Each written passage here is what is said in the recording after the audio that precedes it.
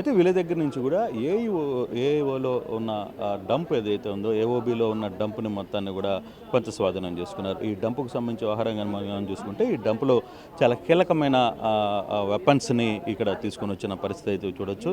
మనం కానీ చూసుకుంటే ఈ డంప్స్లో AK-47 ఏవైతే ఉన్నాయో AK-47 రైఫిల్ దగ్గర నుంచి చూసుకుంటే AK-47 రైఫిల్స్ని చాలా క్లియర్గా చేసుకున్నారు. తర్వాత విజువల్ వెపన్స్ లాంటివి అంటే రాకెట్ లాంచెస్ని ప్రయోగించడానికి ఇది రాకెట్ లాంచ్ ఈ రాకెట్ లాంచ్ని దీంట్లో అంటే దీంతో మందు నింపిన తర్వాత దీంతో ఈ రాకెట్ లాంచ్లోకి ఇలా ప్రవేశపెడతారు.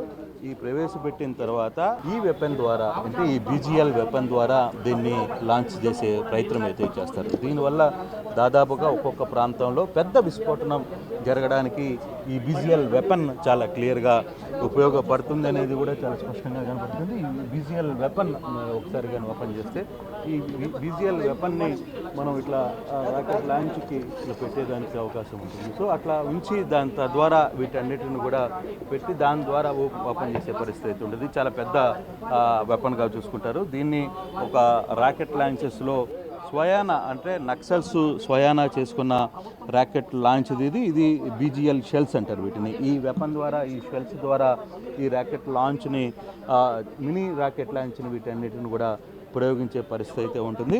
అలాగే కార్ట్రిడ్జెస్ అంటారు వీటిని BGL కార్ట్రిడ్జెస్. ఇది ఈ వైరు దీని పూర్తిగా కూడా దీని అంతలో కూడా మందుగుండు సామాగ్రి ఉంటుంది. ఈ మందుగుండు సామాగ్రి ద్వారా ఒక చిన్న వైరుతో కూడా చాలా పెద్ద విస్ఫోటనాన్ని చేయడానికి ఈ BGL కార్టనైజర్స్ అంటారు. ఇది చాలా సీరియస్ ఎలిగేషన్. దీనివల్ల చాలా పెద్ద విస్ఫోటనం జరిగే పరిస్థితి. చిన్న వైరు వంత ముక్క వైరుతో కూడా దీన్ని వీటితో పాటు వెలిగించిన తర్వాతనే దీన్ని కనెక్ట్ చేసి దీన్ని ఫైర్ చేసే పరిస్థితి ఉంటుంది. ఇది చాలా పెద్ద విస్ఫోటనానికి ఈ కేబుల్ ఉంటుంది.